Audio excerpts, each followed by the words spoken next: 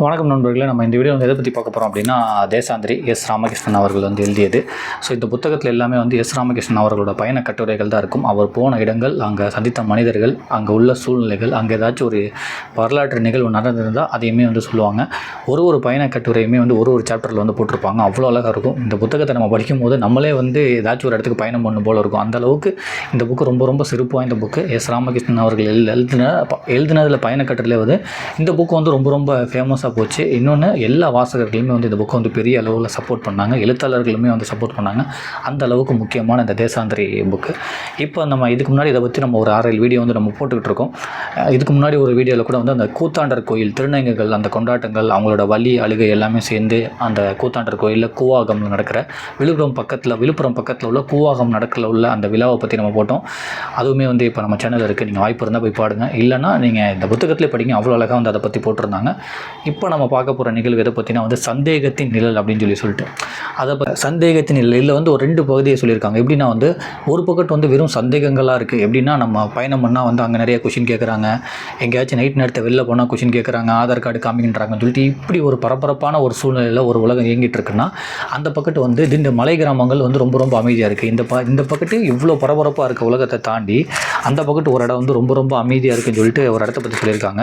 அது எதுனா இந்த மலைவாழ் மக்கள் வாழ்கிற திண்டுக்கல் பக்கத்தில் உள்ள ஒரு இடம் அப்படின்னு சொல்லிட்டு தோணிமலை அப்படின்ற ஒரு இடத்த பற்றி சொல்லியிருக்காங்க. ஸோ 2 கம்பேரிசன் இந்த ஒரு புத்தகத்தில் சொல்லியிருக்காங்க. ஒரு பக்கத்து ரொம்ப ரொம்ப இடைஞ்சலான வாழ்க்கை, அதே நேரத்தில் தோகைமலை அப்படின்னு சொல்லி திண்டுக்கல் பக்கத்தில் உள்ள இடத்த பற்றி அங்கே உள்ள ஒரு அமைதியான வாழ்க்கையை பற்றி இங்கே சொல்லியிருக்காங்க. அதுதான் நம்ம இந்த வீடியோவில் பார்க்க போகிறோம். சந்தேகத்தின் நிழல். ஒரு 4-5 வரியை படிச்சுட்டு இங்கே சொல்கிற விஷயத்தை நான் கதையாகவே சொல்லிடுறேன். சந்தேகத்தின் நிழல். ஒரு நாள் வாகன நெருக்கடியின் காரணமாக நான் செல்ல வேண்டிய ரயிலை பிடிப்பதற்கு 10 நிமிடமே பாக்கி இருந்தது. சென்ட்ரல் ரயில் நிலையத்தில் உள்ளே நுழைந்த போது நூற்றுக்கணக்கில் ஆட்கள் வரிசையில் நின்றிருந்தார்கள். பாதுகாப்பு சோதனை என்பதால் பயணிகள் அத்தனை பேரும் பரிசோதனைக்கு பிறகே உள்ளே அனுமதிக்கப்படுவார்கள் என்று ஒரு வாசலை மூடியிருந்தார்கள். ஸோ எஸ் ராமகிருஷ்ணன் அவர்கள் ஒரு ட்ராவல் பண்ணுறதுக்காக போயிருக்காரு. சென்ட்ரலில் அவர் லாக் பண்ணிட்டு இங்கே பாதுகாப்பு பிரச்சனையாக இருக்குது, ஆனால் எல்லாத்தையுமே செக் பண்ணிட்டு தான் அனுப்புவேன்னு சொல்லியிருக்காங்க. இவரோட ட்ரெயின் வெறும் 10 நிமிஷம் தான் இருக்கான். செக் பண்ணிட்டு தான் அனுப்புவேன்னு சொன்னே இவரால் அதை தடுக்கவே முடிஞ்ச அளவு எல்லாத்தையும் செக் பண்ணி அனுப்பிச்சுட்டாராம். பட் ஆனால் ட்ரெயின் போயிடுச்சான். ரொம்ப ரொம்ப கஷ்டப்பட்டாராம். அதை அங்கேருந்து தான் ஆரம்பிக்கிறாங்க. இப்போ உள்ள பயணங்களுமே ரொம்ப ரொம்ப பாதுகாப்பற்றதாகவே இருக்குது. அதுவும் நார்த் இந்தியா சைடு போனால் ரொம்ப ரொம்ப கஷ்டமாக இருக்குது அப்படின்றாங்க. இன்னொன்று, இப்போ உள்ள வாழ்க்கையில் என்னென்னா உங்களுக்கு பௌர்ணமி நிலவு நல்லா தெரியுது அப்படின்னு சொல்லி உங்களுக்கு நைட் நேரத்தில் பீச்சில் நடந்து போயிட்டு இருக்க முடியாது. உங்களை கொஷின் கேட்பாங்க. வானவில் நல்லா இருக்கேன்னு சொல்லி ட்ரெயினில் போயிட்டு இருக்கும்போது இறங்கி நீங்கள் வானவிலை பார்த்துக்கிட்டுலாம் இருக்க முடியாது. அப்புறம் சந்தேகம் இல்லாத இடங்களே இப்போ இல்லை. எல்லா இடத்துலையுமே உங்களுக்கு சந்தேகம் இருக்கும். நீங்கள் கோயிலுக்கு போய் கோயில் தானே சொல்லி நைட்டு ஃபுல்லாக தூங்கினாலும் உங்களால் இப்போ தூங்க முடியாது. உங்களை நிறையா கொஷின் கேட்பாங்க. உங்களுக்கு ஃப்ரீயாக ஒரு இடத்துல சாப்பாடு போடுறனா கூட உங்களை மேலேயும் கீழேயும் ஃபுல்லாக பார்த்துட்டு தான் உங்களுக்கு சாப்பாடே போடுவாங்க. ஸோ இப்போ உள்ள பயணங்கள்லாம் சந்தேகம் நிறைந்ததாக, ரொம்ப நிறைய சுமை நிறைந்ததாக இருக்குது. எதுக்குமே பெருசாக போக முடியல. ஏகப்பட்ட இடத்துல செக்கிங்ன்றாங்க. ஒரு 20-30 வருஷத்துக்கு முன்னாடி இருந்த மாதிரி இப்போ எதுவுமே இல்லை. அது நிறைய சிரமத்தை கொடுக்குது அப்படின்றாங்க. அது மாதிரி அவர் இன்னொரு முக்கியமாக சொல்கிறாங்க. பயணம் எவ்வளவு சந்தோஷத்தை தருகிறதோ அத்தனை அலைக்கழிப்பையும் வெளிப்படுத்த முடியாத வழிகளையும் தரக்கூடியதாகவே இருக்கிறது. அதிலும் கடந்த 10 ஆண்டுகளாக எனது பயணத்தில் எதிர்பட்ட சில சம்பவங்களை காணும்போது நாம் பல நூற்றாண்டுகள் பின்னால் போய்விட்டோமோ என்ற பயமே ஏற்படுகிறதுன்னு சொல்லிட்டு அதை ஒரு சம்பவமாகவும் சொல்லியிருக்காங்க. 3 வருஷத்துக்கு முன்னாடி அவங்க அகமதாபாத் போயிருந்தாங்களாம். நார்த் இந்தியா போயிருக்காங்க. அங்கே திடீர்னு ஒரு கும்பல் எல்லாத்தையும் போட்டு உடச்சிக்கிட்டு இருந்திருக்காங்க. இவங்களுக்கு ரொம்ப பயமாயிடுச்சு. கண்ணில் பார்த்ததெல்லாம் உடைக்கிறாங்களாம், எல்லாம் போர்டை உடைக்கிறாங்களா, மின் கம்பத்தை அடித்து உடைக்கிறாங்களாம். எல்லாம் 20-15 வயசு பசங்களாம் அதுவும் சந்தோஷமாக எல்லாத்தையும் அடித்து உடைச்சிட்டு இருக்காங்களாம். இவங்க என்ன பண்ணியிருக்காங்களா, இவங்க தங்கியிருக்க ஹோட்டலுக்கு சீக்கிரமாக போயிடலான்னு சொல்லி அந்த ஹோட்டல் கதவை மூடிட்டு அந்த ஓனர் பின்னாடி வழியாக வாங்கன்னு சொல்லி கூப்பிட்டாராம். பின்னாடி வழியாக போயிட்டு மாடியிலேருந்து பார்க்குறாராம். எல்லாத்தையும் அடித்து உடைச்சிட்டு இருக்காங்களா. எல்லாம் சின்ன சின்ன வயசு பசங்களாம் ரொம்ப சந்தோஷமாக அடித்து உடைக்கிறானுங்களாம். இன்னொன்று என்ன ஆச்சுன்னா இது 3வது ஹோட்டலோட 3வது தளத்துலேருந்து பார்க்குறாரு. எல்லாமே தெரியுதான். அன்றைக்கி நைட்டு என்ன நியூஸ் வந்துச்சுன்னா ஹாஸ்பிட்டலில் போய் நிறைய பேரோட அவங்க பேரை மட்டும் கேட்டு அங்கே உள்ளவங்களாம் அடித்து நொறுக்கி எல்லாத்தையும் வெளில அனுப்பிச்சி விட்றாங்களாம். அங்கே உள்ளவங்களாம் ஓடி வந்துட்டு இருக்காங்களாம், வயசானவங்களாம். இந்த நியூஸ் அவரோட தங்கியிருக்க ஹோட்டலுக்குமே வந்துருச்சான். இவ்வளோ கலவரமாக வந்துக்கிட்டு இருந்துச்சு. அன்றைக்கி எங்களுக்கு சரியாக தூக்கமே இல்லை. இப்போலாம் ஏதாச்சும் ஒரு ட்ரிப்புன்னு ஏதாச்சும் போனாவே அதுவும் நார்த் சைடு போனால் ரொம்ப ரொம்ப பயமாக இருக்குது. இந்த அயோத்தி பிரச்சனையும் குஜராத் பிரச்சனையும் நடந்ததுக்கப்புறம் நார்த் சைடே ரொம்ப ரொம்ப ஒரு சேஃப் இல்லாத மாதிரி தெரியுது. எப்போ எங்கே போனாலுமே ஏதாச்சும் ஒரு பிரச்சனை வந்துருமோன்னு பயமாக இருக்குது அப்படின்றாங்க. அதையும் தாண்டி என்ன சொல்கிறாங்கன்னா, எல்லா ஊருக்குமே என்னதான் உங்கள் ஊர் அமைதியாக இருந்தாலும் அதில் மறைஞ்ச ஒரு பிரச்சனை இருக்குது. அது என்றைக்கு வெடிக்குன்றதே தெரியாது. எல்லா ஊருக்குமே 2 முகம் இருக்குது அப்படின்றதையுமே இங்கே பதிவு பண்ணுறாங்க. அன்றிரவு ஒரு மருத்துவமனைக்குள் கலவரக்காரர்கள் புகுந்து அங்கிருந்த நோயாளிகள் சிலரை அடித்து துரத்தி விட்டார்கள் என்று பேசிக்கொண்டார்கள். அதை நிஜமாக்குவது போலவே வயதான ஆட்கள் சிலர் இருளில் தெரித்து ஓடிக்கொண்டு இருந்தார்கள். இரவு முழுவதும் நகரம் இலக்கற்ற வன்முறையில் மிதந்து கொண்டிருந்தது. மறுநாள் காலை வழக்கம் போல நகரம் தனது இயல்புக்கு திரும்பியிருந்தது. ஏதோ ஒரு அரசியல் பிரச்சனையால் கலவரம் ஏற்பட்டது என்றார்கள். எல்லா நகரத்துக்கும் இது போன்று 2 முகம் இருக்கிறது. அது எப்போது வெளிப்படும் என்றுதான் தெரிவதில்லை. உண்மையில் எந்த நகரமும் பாதுகாப்பானதாக இல்லை. எல்லா நகரத்திலும் கண்ணுக்கு தெரியாத கனல் ஒன்று எரிந்து கொண்டேதான் இருக்கிறது. குறிப்பாக அயோத்தி பிரச்சனைக்கு பிறகு, குஜராத் கலவரங்களுக்கு பிறகு வட இந்தியாவில் பயணம் செய்வது என்பது எல்லை கடப்பதை போன்று சோதனைக்கு உரியதாகவே இருக்கிறது. அதிகமாக கண்காணிக்கப்படுறது யாருன்னா இரவில் பயணம் பண்ணுறவங்க தான். ஒரு நிம்மதியாகவே பயணம் பண்ண முடியல. ஸோ அதுக்கப்புறம் இன்னொரு சம்பவம் சொல்கிறாரு. ரிஷிகேஷ்லேருந்து டெல்லிக்கு திருப்பிட்டு இருந்தாங்களாம். அப்போ பேருந்துக்கு போய் பயணம் செஞ்சுட்டு இருக்காங்களாம். பேருந்தை ஸ்டாப் பண்ணி அங்கே உள்ளவங்களாம் செக் பண்ணியிருக்காங்க. எஸ்ரா அவர்கள் வாட்டர் பாட்டில் தண்ணி வச்சுருந்தாராம். அதில் என்ன இருக்குன்னு கேட்டோன்னே ஒரு வாட்டர் பாட்டில் தண்ணின்னு சொல்லி திறந்து குடிக்க போகிறப்ப தடுக்கிறாங்களா. இல்லை நீ கீழே இறங்குன்னு சொல்லி கீழே இறங்கி செக் பண்ணுறாங்களா. அது வெறும் தண்ணி தாங்கன்னு சொல்லி சொன்னப்போ அவர் நம்பவே இல்லையா. மறுபடியும் அவங்க வாங்கி குடிச்சு ஸ்மெல் பண்ணிலாம் பார்த்துட்டு திருப்பி அந்த பாட்டில் உள்ள தண்ணியை கீழே ஊற்றிட்டு மறுபடியும் வாட்டர் பாட்டில் கொடுத்துட்டு பஸ் ஏறி போங்கன்னாங்களாம். அந்த பஸ்ஸில் போயிட்டு இருக்கும்போது அங்கே உள்ளவங்க எல்லாமே எஸ்ரா அவர்களை ரொம்ப டிஃப்ரெண்ட்டாகவே பார்த்துட்டு இருக்காங்களாம் இறங்குற வரையும். இப்போ உள்ள பயணங்கள் ரொம்ப ரொம்ப சுமையாகவே இருக்குது, மொதமாக இல்லை அப்படின்றதையுமே சொல்கிறாங்க. அவர் அதை திறக்க விடாமல் தடுத்தார். அதற்குள்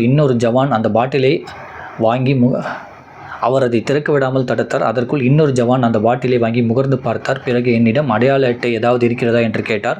நான் வங்கியின் அடையாள அட்டை ஒன்றை காட்டியதும் அவர் அந்த பாட்டிலில் இருந்த தண்ணீரை கீழே ஊற்றச் சொன்னார். கீழே ஊற்றிய பிறகு பேருந்து புறப்பட்டது. ஆனாலும் டெல்லி சேரும் வரை சக பயணிகள் என்னை சந்தேகத்துடனே பார்த்து கொண்டு வந்தார்கள். இப்படித்தான் இருக்கிறது இன்றைய பயணம். கரையானை போல எல்லா நகரங்களையும் பயம் மறித்து கொண்டிருக்கிறது. அதிலும் பிரசித்தி பெற்ற நகரங்கள் எங்கும் பயணிகளை விடவும் அதிக எண்ணிக்கையில் காவலர்கள் தான் இருக்கிறார்கள். ஒரு பக்கம் இத்தனை அதிவேகம் பயம் தொற்றிக் கொண்டிருக்கும் அதே சூழலில் இன்னொரு பக்கம் இன்றும் பேருந்து வந்து போகாத இயற்கையின் வனப்பில் தன்னை மூழ்கடித்துக் கொண்டுள்ள எத்தனையோ மலை கிராமங்கள் பசுமை பொங்க அப்படியே இருக்கின்றன. இதற்கு உதாரணம் திண்டுக்கலுக்கு அருகில் உள்ள தோணிமலை என்கிற சிறிய மலை கிராமம். ஸோ தோணிமலை, நான் வீடியோ ஸ்டார்டிங்கில் தோகை மலைன்னு சொல்லி மாற்றி சொல்லிட்டேன், சாரி. ஸோ தோணிமலை இந்த மாதிரி ஒரு பரபரப்பான பயணம், பரபரப்பான ஊர்கள், மனிதர்கள், கலவரங்கள் இதெல்லாம் செக்கிங் அதெல்லாம் பார்த்துட்டு இங்கே தோணிமலை அப்படின்ற ஒரு ஊர் ரொம்ப ரொம்ப அழகாக அமைதியாக பஸ் வசதியெல்லாம் பெருசாக இல்லாமல் அந்த ஊருக்குள்ள ஏதாச்சும் போனால் அவங்க நடந்தே போயிடுறாங்க. அவ்வளோ அமைதியான ஒரு ஊரில் போய் நான் ஒரு வாரம் தங்கியிருந்தேன். அது எனக்கு அவ்வளோ அழகாக இருந்துச்சுன்னு சொல்லி அதில் அந்த மலையை பற்றி, அங்கே உள்ள தோட்டங்களை பற்றி, அங்கே உள்ள வாசனையை பற்றி, பழங்களை பற்றி, அவ்வளோ மனிதர்களை பற்றி அவ்வளோ அழகாக சொல்லியிருக்காங்க. அதை நான் வாட்சி காமிச்சா இன்னும் கொஞ்சம் நல்லா இருக்கும்னு நினைக்கிறேன். மலைவாழ் தோட்டங்களும் எலுமிச்சம்பழங்களும் மாதுளையும் மிளகும் விளையும் இந்த மலையின் மீது இருந்த சிறிய கிராமத்தில் 100க்கும் குறைவான வீடுகளே இருந்தன. மலை மீது போவதற்கான போக்குவரத்து இன்றும் முறைப்படுத்தப்படவில்லை. எப்போதாவது வந்து போகும் சிற்றுந்துகளை தவிர பைக்குகளும் குதிரைகளுமே பிரதான போக்குவரத்து சாதனங்களாக உள்ளன. பெரும்பாலும் மலையின் ஓரிடத்தில் இருந்து இன்னொரு இடத்திற்கு நடந்தே போய்விடுகிறார்கள். எளிமையான மக்கள். அன்பான பேச்சும் உபசாரமும் அவர்களின் வாழ்வியலாக உள்ளன. அவர்கள் மலையோடு பேசுகிறார்கள், மலையும் அவர்களோடு பேசுகிறது அப்படின்னு சொல்லிட்டு அழகாக அந்த தோணிமலையை பற்றி சொல்கிறாங்க. இன்னும் அதை பற்றி ரொம்ப எக்ஸ்பிளைன் பண்ணிக்கிட்டே இருக்காங்க. காட்டு அருவியும் அடர்ந்த மரங்களும் பகலும் இரவும் கேட்டுக்கொண்டே இருக்கும் பூச்சிகளின் சத்தமும் கைத்தொடும் உயரத்தில் போகும் மேகங்களும் நவீன வாழ்வின் தடயங்கள் அத்தனையும் அளித்து இயற்கையோடு கூடிய வாழ்வை சாத்தியமாக்கி கொண்டிருந்தன.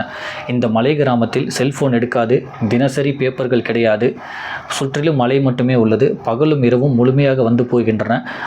அப்போது பறித்த பழங்கள், தூய்மையான காற்று, நெருக்கடி துளியும் இல்லாத பரந்த வெளி, நிழல் விரிந்த மலங்கள், இப்படி எண்ணற்ற சம்பவங்கள் அங்கு நிரம்பி வழிகின்றன. அந்த கிராமத்தில் தங்கியிருந்த ஒரு வார காலமும் தினமும் ஏதாவது ஒரு பறவையோ ஒரு செடியையோ நெருக்கமாக காணும் சந்தர்ப்பம் கிடைத்தது. ஒரு நாள் முழுவதும் மிளகு கொடியை பார்த்து கொண்டே இருந்தேன். இன்னொரு நாள் தவிட்டுக்குருவி ஒன்றை மிக அருகில் சென்று பார்த்தேன். இப்படி காட்டின் அறியாத உலகம் கொஞ்சம் கொஞ்சமாக திறந்து கொண்டே இருந்தது. அங்கிருந்த ஒரு சில நாட்களில் உடலில் பச்சை படிந்து விட்டது போன்ற குளிர்ச்சியும், நுரையீரல்களில் மிருதுத்தன்மையும், நாக்கில் புது ருசியும் உண்டானது. இப்படி 2 எதிர்முனைகளுக்கு இடையில் தான் ஊஞ்சலாடி கொண்டிருக்கிறது என் பயணங்கள் சொல்லிட்டு ஒரு பக்கத்து ரொம்ப ரொம்ப கஷ்டமான பயணங்களை சொல்லிட்டு இப்போ ரொம்ப அழகான இயற்கையான பயணங்களை பற்றி எஸ்எம் அவர்கள் அந்த தோணிமலை, திண்டுக்கல் பக்கத்தில் உள்ள தோணிமலை பற்றி சொல்கிறாங்க. அதுக்கப்புறம் மறுபடியும் இந்த பரபரப்பான இதை பேசி முடிக்கிறாங்க. இன்றும் அயோத்திக்கும் சாஞ்சிக்கும் துவாரைக்கும் போகும்போதெல்லாம் மனதில் தோன்றும் முதல் எண்ணம், நான் காணும் இந்த ஊர் நூற்றாண்டுகளாக இங்குதான் இருக்கேன். இன்றும் அயோத்திக்கும் சாஞ்சிக்கும் துவாரைக்கும் போகும்போதெல்லாம் மனதில் தோன்றும் முதல் எண்ணம், நான் காணும் இந்த ஊர் நூற்றாண்டுகளாகவே இங்குதான் இருக்கிறதா? இன்று இருப்பவை புராணங்கள் குறிப்பிடும் அதே நகரங்கள் தானா? சரித்திரம் அது உண்மை இல்லை என்று சொல்கிறது. மக்களின் நம்பிக்கை இதே ஊர்தான் என்கிறது. எதை நம்புவது என்று குழப்பம் பல சமயங்களில் எனக்கு ஏற்படுகிறது. அந்த இதிகாசங்களில் வந்து மதுரை வந்து இப்படி இருந்துச்சுன்னு போட்டிருக்கு. ஆனால் இப்போ உள்ள மதுரை அந்த மாதிரி இல்லவே இல்லை, நிறைய வந்து மாறிடுச்சு. அதே மாதிரி மதுரை காஞ்சியில் வரும் மதுரையும் இன்று நாம் காணும் மதுரையும் ஒன்றல்ல. அந்த மதுரை எங்கே இருந்தது என்று ஆராய்ச்சி இன்றும் தொடர்ந்து கொண்டுதான் இருக்கிறது. இன்றுள்ள துவாரகையும் மகாபாரதத்தில் உள்ள துவாரகையும் ஒன்றுதானா? ராமாயணம் குறிப்பிடும் இலங்கை இன்றைய ஸ்ரீலங்கா தானா என்று தீர்மானமாக சொல்ல முடியாமல் இருக்கிறது. மனிதர்கள் இடம்பெயர்ந்து செல்வதைப் போல நகரங்களும் இடம்பெயர்ந்து சென்று விடுகின்றனவா? இன்றுள்ள பல நகரங்கள் ஆதியில் வேறு வேறு இடங்களில் இருந்திருக்கின்றன. இன்று நாம் காணும் சென்னையும் ராபர்ட் கிளைவ் கண்ட சென்னையும் ஒன்றல்ல. நான் அறிந்தவரை ஒவ்வொரு நகரமும் ஒரு காலத்தில் வாழ்கிறது. நான் மும்பையில் போய் இறங்கியதுமே அப்போ இன்னொரு சம்பவத்தை சொல்கிறாங்க. நான் மும்பையில் போய் இறங்கினோடனே வந்து 50 வருஷம் வந்து முன்னாடி போயிட்ட மாதிரி இருந்துச்சு. அங்கே உள்ள அந்த கேளிக்கை விடுதிகள், அங்கே உள்ள ஹோட்டல்ஸ், அங்கே உள்ள மக்கள், அங்கே உள்ள அந்த ஷாப்பிங்ஸ் மால், அங்கே உள்ள எல்லாத்தையும் பார்க்கும்போது நான் என்னமோ வந்து 50 வருஷம் வந்து ரொம்ப முன்னாடி இருக்கணும்னு தெரியுது. அதே நேரத்தில் அங்கேருந்து ஜெய்ப்பூருக்கு வந்தால், ஜெய்ப்பூருக்கோ சாஞ்சிக்கோ அந்த மாதிரி அந்த இடத்துக்கு வந்தால் வந்து நான் ஒரு 30 வருஷம் பின்னாடி போன மாதிரி இருக்குது. ஸோ ஒரு ஊருமே வந்து ஒரு காலகட்டத்தில் வந்து வாழ்ந்துக்கிட்டு இருக்க மாதிரி எனக்கு தோணுது அப்படின்றதையுமே சொல்லியிருக்காங்க. நகரமோ கிராமமோ எதுவாயினும் முன்பு போல இன்று சுதந்திரமாக சுற்றித் திரிதல் சாத்தியமுற்று போய்விட்டது. சிறிய கிராமங்களில் கூட தீவிரவாதத்தின் பயம் ஊடுருவி இருக்கிறது. அத்தனையும் மீறி இன்றும் ஆறுதல் தருவதாக இருப்பது விழாக்களும் பண்டிகைகளும் தான். இந்த விழாக்களும் பண்டிகைகளும் தான் வந்து மக்களுக்கு வந்து ரொம்ப ஆறுதலாக இருக்குது. அதுக்காக தான் வந்து மக்கள் ஒன்று கூடி ரொம்ப சந்தோஷமாக இருக்காங்க. வெவ்வேறு ஊர்லேருந்து பயணம் பண்ணுறாங்க. அது வந்து மக்களை கொஞ்சம்லாம் ஒன்று சேர்த்து வைக்குதுன்னு சொல்லி இந்த விழாக்களையும் பண்டிகைகளையும் பற்றி சொல்கிறாங்க. இந்தியாவில் இந்த இரண்டுமே மக்கள் ஒன்று கூடுவதற்கும் சந்தோஷங்களை பகிர்ந்து கொள்வதற்குமான சாளரமாக உள்ளன. இன்றும் பயணிகளில் பாதி பேர் ஏதாவது ஒரு நகரில் நடக்கும் ஏதாவது விழாவை காணவே சென்று கொண்டிருக்கிறார்கள். ஏன்னா நம்ம ஏதாச்சும் பாட்டி வீட்டுக்கு போவோம், இல்லை இந்த பக்கத்து போவோம், அந்த பக்கத்து ஒரு ஃபங்க்ஷனுக்கு போவோம், ஏதாச்சும் ஒரு ஃபங்க்ஷனுக்காக தான் போவோம். சும்மா எந்த ஊருக்கும் அவ்வளோக்கா போகிறதும் இல்லை. பயணம் பண்ணால் வந்து அந்த ஊரில் எதாவது ஸ்பெஷலு, ஏதாச்சும் ஒரு ஃபங்க்ஷன் எடுக்குதான்னு சொல்லி அதை பார்த்துக்கிட்டு தான் போவோம். இந்த மாதிரி ஒரு சம்பவங்கள் தான் வந்து மக்களை வந்து ஒன்றிணைச்சிக்கிட்டே இருக்குன்றதையுமே இங்கே வந்து பதிவு பண்ணுறாங்க. யாதும் ஊரே யாவரும் கேளீர் என்றான் கனியன் பூங்குன்றன். அது சந்தேகத்தின் நிழல் விழாத காலம். இன்று நாம் அடையாள அட்டைகளும் கடவுச்சீட்டுகளும் இல்லாமல் பயணிப்பது சாத்தியமே இல்லை. அலைந்து திரியும் துறவிகளே கூட தங்களுடைய பெயரை உடலில் பச்சை குத்தி கொண்டு அதை அடையாள அட்டையை போல காட்டுகிற போது நான் எம்மாத்திரம் சொல்லுங்கள்னு சொல்லிட்டு இப்போ அலைஞ்சிக்கிட்டு இருக்க துறவிகளே வந்து அவங்க உடம்புல வந்து அவங்க பேரை பச்சை குத்திக்கிட்டு வந்து இதுதான் நான் அப்படின்ற காலமாக வந்துடுச்சு. எங்கே போனாலும் வந்து உங்களால் ஐடி கார்டு எடுக்காமல் போகவே முடியாது. எல்லா இடத்துலையுமே செக்கிங்கு, அந்த தீவிரவாதம் பயப்படுறாங்க. பயணிக்கிறது ரொம்ப ரொம்ப ஸ்டாப் ஆகுது. எல்லா இடத்துலையுமே அந்த செக்கிங் வந்து போயிட்டு இருக்குது. ரொம்ப ஃப்ரீயாக 20-30 வருஷத்துக்கு மாதிரி போக முடியல. இப்போ நீங்கள் எங்கே போனாலுமே வந்து உங்களால் வந்து அந்த ஐடி கார்டு எடுக்காமல் போகவே முடியாது. நிறையா மாறிடுச்சு அப்படின்றதே ஒரு நெருக்கடியான சூழ்நிலை வந்து இப்போ உள்ள பயணங்களுக்கு உருவாகிடுச்சு. எந்த அளவுக்கு வந்து பயணங்கள் சந்தோஷத்தை தருதோ அதே நேரத்தில் வந்து அது கொஞ்சம் வலியையும் தருது. இந்த மாதிரி செக்கிங், இந்த மாதிரி பாதுகாப்பின்மையினால், கலவரத்தினாலன்னு சொல்லி அதை சொல்லிட்டு அதே மாதிரி இவ்வளோ பரபரப்பான உலகத்துலேயுமே வந்து ஒரு பக்கத்து வந்து இந்த மலை கிராமங்களில் வந்து அந்த மலை கிராம மக்கள் வந்து அந்த தோணிமலை அந்த மாதிரி மலை கிராமங்களில் மக்கள் வந்து எந்த விதமான செக்கிங் இல்லாமல் அவ்வளோ அழகாக இயற்கையாக ரொம்ப யதார்த்தமாக சூப்பராக வந்து இருக்காங்க. இந்த மாதிரி இருக்குது. ஸோ இந்த மாதிரி நீங்கள் பயணம் பண்ணுங்கன்னு சொல்லிட்டு இந்த மாதிரி பரபரப்பான ஒரு வாழ்க்கையை பற்றியும் அப்புறம் அந்த தோணிமலை, திண்டுக்கல்லில் உள்ள அந்த தோணிமலை அப்படின்றத பற்றியுமே இங்கே சொல்லியிருக்காங்க. இதுதான் நம்ம இப்போ பார்க்க வந்தது. இதை படிக்கிறப்பயே வந்து என்ன தோணுதுன்னா, ஓ பரவாயில்லையே, அந்த இந்த ஒரு பகுதியை படிக்கிறப்ப என்ன தோணுதுன்னா வந்து பரவாயில்லையே, அந்த தோணிமலைன்றது நல்லா இருக்குமோ, அந்த ஒரு நாள் அந்த மலை கிராமத்துக்கு நம்ம போயிட்டு வரணுமே, அந்த மலைவாழ் மக்களை பார்க்கணுமே, அந்த மலை கிராமத்தில் போய் அந்த இயற்கையை ரசிக்கணுமே, அந்த அளவுக்கு வந்து தோணும். அதுதான் அந்த புத்தகத்தோட ஸ்பெஷல். எந்த ஒரு இது படித்தாலும் அதுக்கு நம்ம பயணம் பண்ணுமே தோணும். ஏன்னா போன டாப்பிக்கில் வந்து அந்த கூத்தாண்டர் கோயிலில் வந்து அந்த குவாகம், விழுப்புரம் பக்கத்தில் உள்ள குவாகத்தில் நடக்கிற கூத்தாண்டர் கோயில் அந்த செலிப்ரேஷன், அந்த அவங்களோட பெயின், வலி, திருநங்கைகள், அதை பற்றி நம்ம பார்த்தப்ப எனக்கே தோணுச்சு அடுத்த வருஷம் நம்ம அந்த இதுக்கு போய் பார்க்கணும் அப்படின்னு சொல்லி. இந்த புத்தகத்தோட ஸ்பெஷல் வந்து அதுதான். உங்களை வந்து ஒரு விதத்துக்கும் பயணம் பண்ண வைக்கும். நீங்களும் இந்த புத்தகத்தை படிங்க, நேரம் ஒதுக்கி பயணம் பண்ணுங்கள். நன்றி.